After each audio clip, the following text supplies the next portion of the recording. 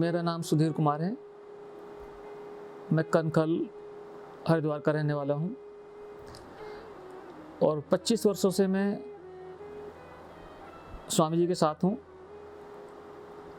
योग ऋषि स्वामी कर्मवीर जी के साथ मैं सामाजिक कार्यों में अपनी सेवाएं प्रदान कर रहा हूँ।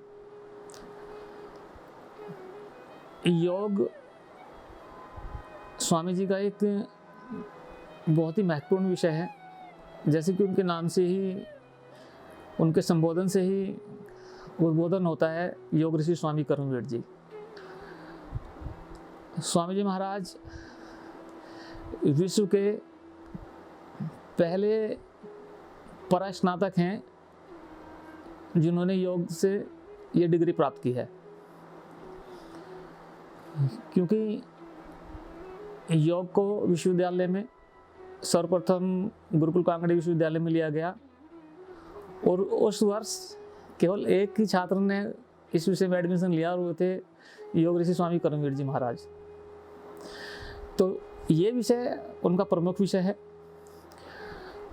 देखिए, योग का अर्थ होता है जोड़ना।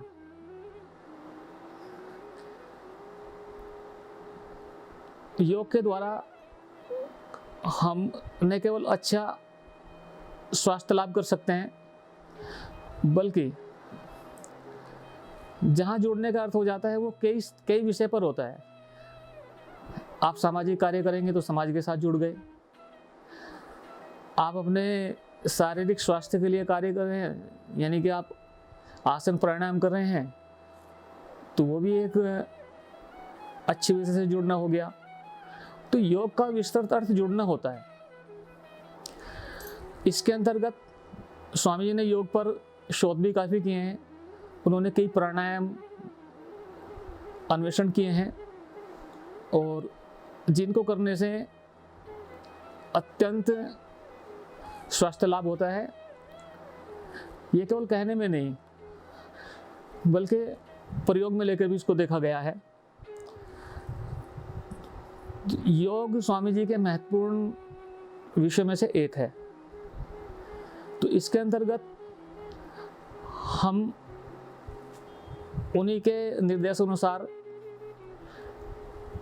देश के कई स्थानों पर योग आश्रम स्थापित करेंगे, जहाँ पर उन्हीं की पद्धति से योग, प्राणायाम, आध्यात्म, इस विषय पर समाज को संपूर्ण जानकारी दी जाएगी।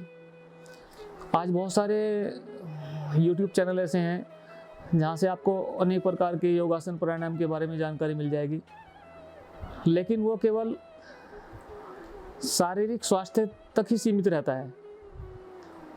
योग का मतलब स्वास्थ्य नहीं है, इसका इससे हट करके भी जो ना आध्यात्म से मुख्य रूप से जुड़ा है।